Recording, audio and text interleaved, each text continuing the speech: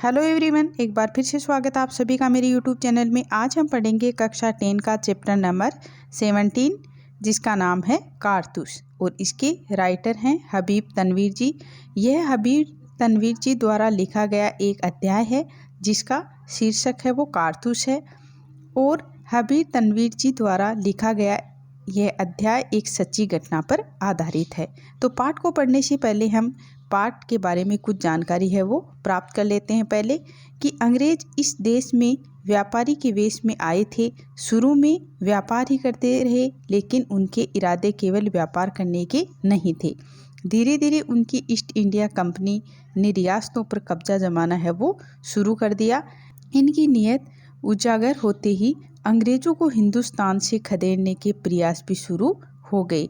प्रस्तुत पाठ में एक ऐसी ही जबाज के कारनामों का वर्णन है जिसका एकमात्र लक्ष्य था अंग्रेजों को इस देश से बाहर निकालना। कंपनी के हुक्मरानों की नींद हराम कर देने वाला यह दिलेर इतना निडर था कि शेर की मांद में पहुंचकर उससे भी दो हाथ करके की मानंद कंपनी की बटालियन के खेमे में ही नहीं आ पहुंचा, बल्कि उनके कर्नल पर ऐसा रोब गालिब किया कि उसके मुंह से भी वे शब्द निकले जो किसी शत्रु या अपराधी के लिए तो नहीं बोले जा सकते।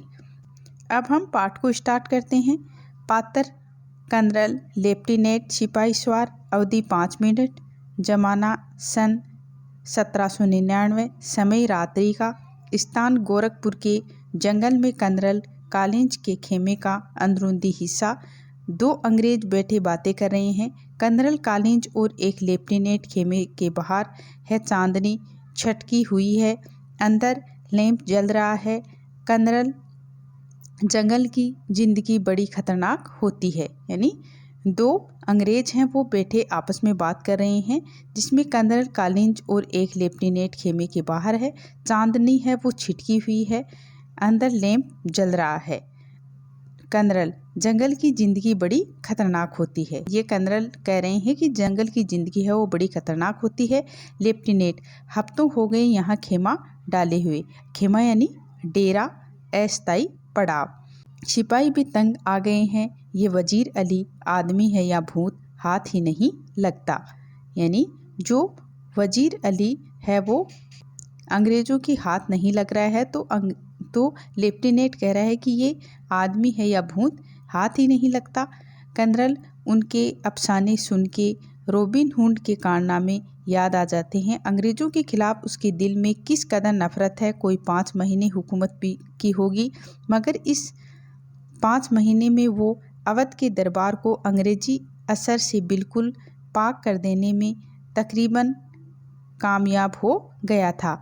लेफ्टिनेंट कर्नल कॉलिंज, ये शहादत अली कौन है? लेफ्टिनेंट कह रहे हैं कि कर्नल कॉलिंज, ये शहादत अली कौन है? कर्नल, आसिफउद्दौला का भाई है, वजीर अली का और उसका दुश्मन। असल में नवाब आसिफउद्दौला के यहाँ लड़के की कोई उम्मीद नहीं थी। वजीर अली की पैदाइश को शहादत अली ने अपनी मौत ख्याल किया। वजीर अली की पैदाइश यानी जन्म को शहादत अली ने अपनी मौत का है वो ख्याल किया। लेफ्टिनेंट, मगर शहादत अली को अवध के तख्त पर बिठाने में क्या मसलहत थी? तख्त यानी सिंहासन।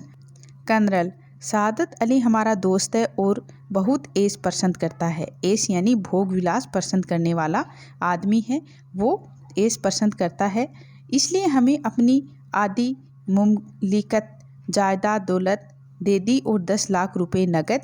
अब वो भी मज़े करता है और हम भी। लेफ्टिनेंट, सुना है ये वजीर अली अफ़गानिस्तान के बादशाह शाह जमा को हिंदुस्तान पर हमला करने की दावत आमंत्रण दे रहा है। कर्नल, अफ़गानिस्तान को हमले की दावत सबसे पहले असल में टिप्पू सुल्तान ने दी, फिर वजीर अली ने भी उसे दिल्ली बुलाया और फिर शमसुद्दौला ने भी। लेफ्टिनेंट, कौन शमसुद्दौला? यानी लेफ्टिनेंट है वो कर्नल से पूछ रहा है कि कौन शमसुद्दौला? कर्नल कह रहा है नवाब बंगाल की निस्बती रिश्ते भाई बहुत ही खतरनाक आदमी है। यानी जो शमसुद्दौला है वो बहुत ही खतरनाक आदमी है। लेफ्टिनेंट, इसका तो मतलब ये हुआ कि कंपनी के खिलाफ सारे हिंदुस्तान में एक लहर दौड़ गई। कर्नल: जी हाँ, और मगर ये कामयाब हो गई तो बक्सर और प्लासी के कारनामे धरे रह जाएंगे और कंपनी जो कुछ लॉर्ड क्लाइव के हाथों हासिल कर चुकी है, लॉर्ड वेल्जली के हाथों सब खो बैठेगी।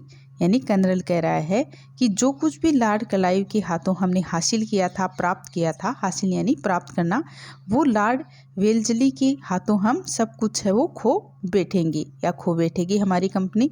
लेफ्टिनेंट वजीर अली की आज़ादी बहुत खतरनाक है, हमें किसी न किसी तरह इस शख्स को गिरफ्तार कर लेना चाहिए। कर्नल: पूरी एक फौज लिए उसका पीछा कर रहा हूँ, बरसों से वो हमारी आंखों में धूल झोंक रहा है और उन्हीं जंगलों में फिर रहा है और हाथ नहीं आता। उसके साथ चंद जवान हैं, मुट्ठी भर आदमी, मगर ये दमखम है। लेफ्टिनेंट: सुना है वजीर अली जाती तौर से भी बहुत बहादुर आदमी है। कर्नल: बहादुर न होता तो यूं कंपनी की वकील को कत्ल कर देता। लेफ्टिनेंट: ये कत्ल क्या किस्सा हुआ था? कर्नल: किस्सा क्या हुआ था?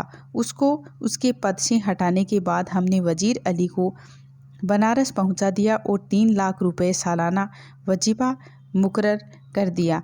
कुछ महीने बाद गवर्नर जनरल ने उससे कोलकाता तलब किया। वजीर अली कंपनी के वकील के पास गया जो बनारस में रहता था और उससे शिकायत की। एक गवर्नर जनरल उसे कलकत्ता में क्यों तलब किया?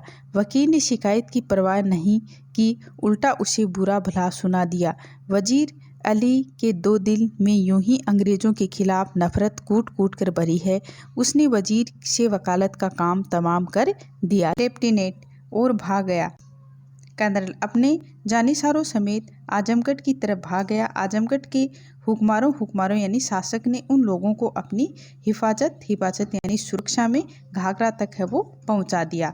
अब ये करवा इन जंगलों में कई साल तक भटक रहा है। लेफ्टिनेंट: मगर वजीर अली की स्कीम क्या है? कर्नल: स्कीम ये है कि किसी तरह नेपाल पहुंच जाए, अफगानी हमले का इंतजार करें, अपनी ताकत बढ़ाएं, सादत अली को उसके पद से हटाकर खुद अवध पर कब्जा करें और अंग्रेजों को हिंदुस्तान से निकाल दें। ये उसकी स्कीम है। लेफ्टिनेंट: नेपाल पहुंचाना तो कोई ऐसा मुमकिन है कि पहुंच गया हो। कर्नल: हमारी फौजें और नवाब सादत अली खां के सिपाही बड़ी सख्ती से उसका पीछा कर रहे हैं। हमें अच्छी तरह मालूम है कि वो इन्हीं जंगलों में है। एक सिपाही तेजी से दाखिल होता है। इतने में एक सिपाही है वो तेजी से दाखिल होता है। कर्नल उठकर: क्या बात है? गोरा: दूर से गरद उड़ती दिखाई दे रही है। गरद यानी धूल। कर्नल: सिपाहियों से कह दो कि तैयार रहें। सिपाही सलाम करके चला जाता है। लेफ्टिनेंट जो खिड़की से बाहर देखने में मसरूफ था, गरद तो ऐसी उड़ रही है जैसे पूरा एक काफिला चला आ रहा हो, मगर मुझे तो एक ही सवार नजर आता है।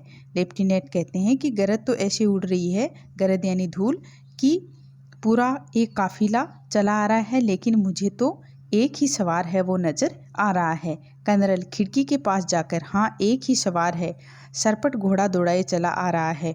लेफ्टिनेंट: और सीधा हमारी तरफ आता मालूम होता है। कर्नल ताली बजाकर सिपाहियों को बुलाता है। कर्नल सिपाहियों से कहो इस सवार पर नज़र रखें कि ये किस तरफ जा रहा है। सिपाही सलाम करके चला जाता है। लेफ्टिनेंट: सुबह की तो कोई गुंजाइश ही नहीं, तेजी से इसी तरफ आ रहा है। टापों की आवाज़ बहुत करीब आकर रुक जाती है। सवार बाहर से: मुझे कर्नल से मिलना है। गोरा चिल्लाकर: बहुत खूब। सवार बाहर से ही: सी। गोरा अंदर आकर: हुजूर, सवार आपसे मिलना चाहते हैं, भेज दो। लेफ्टिनेंट: वजीर अली का कोई आदमी होगा, हमसे मिलकर उसे गिरफ्तार करवाना चाहता होगा। कर्नल खामोश रहो। सवार सिपाही के साथ अंदर आता है। सवार आते ही पुकार उठता है: तहनाई तहनाई। तहनाई यानी एकांत एकांत। कर्नल साहब, यहाँ कोई गैर आदमी नहीं है, आप राजे दिल कह दें। दीवार हमगोश दारत तहनाई यानी सवार कहता है कि दीवारों के भी कान होते हैं। कर्नल लेफ्टिनेंट और सिपाही को इशारा करता है। दोनों बाहर चले जाते हैं। जब कर्नल और सवार खेमे में तहना यानी एकांत रह जाते हैं तो जरा वक्फे के बाद चारों तरफ देखकर चारों तरफ देखकर सवार कहता है, सवार, आपने इस मुकाम पर क्यों खेमा डाला? खेमा यानी डेरा। कर्नल, कंपनी का हुक्म है, हुक्म यानी आदेश, कि वजीर अली को गिरफ्तार किया जाए। सवाल, लेकिन इतना लाव शक्कर क्या मायने? कर्नल, गिरफ्तारी में मदद देने के लिए। सवार, वजीर अली की गिरफ्तारी बहुत मुश्किल है साहब। कर्नल, क्यों? सवार, वो एक जबान सिपाही है। जबान यानी जान की बाजी लगाने वाला। कर्नल, मैंने भी यही सुन रखा है। आप क्या चाहते हैं? सवार, चंद कारतूस। कर्नल, किस लिए? सवार, वजीर अली को गिरफ्तार करने के लिए। कर्नल, ये लो 10 कारतूस। तो कर्नल ने उसको 10 कारतूस दे दिए। सवार मुस्कुराते हुए, शुक्रिया। कर्नल, आपका नाम? सवार, वजीर अली। आपने मुझे कारतूस दिए इसलिए आपकी जान बख्शी करता हूँ। ये कहकर बाहर चला जाता है। टापों का शोर सुनाई देता है। कर्नल एक सन्नाटे में है। हुक्का बुक्का खड़ा है कि लेफ्टिनेंट अंदर आता है। लेफ्टिनेंट, कौन था? कर्नल दबी जुबान से अपने आप से कहता है, एक जज्बात सिपाही यानी अपनी जान की बाजी लगाने वाला सिपाही। तो बच्चों, हमने पाठ का अच्छे से अध्ययन किया है, और अगर आपको मेरा ये वीडियो अच्छा लगा हो तो प्लीज़ चैनल को लाइक शेयर सब्सक्राइब ज़रूर करें। Thank you guys.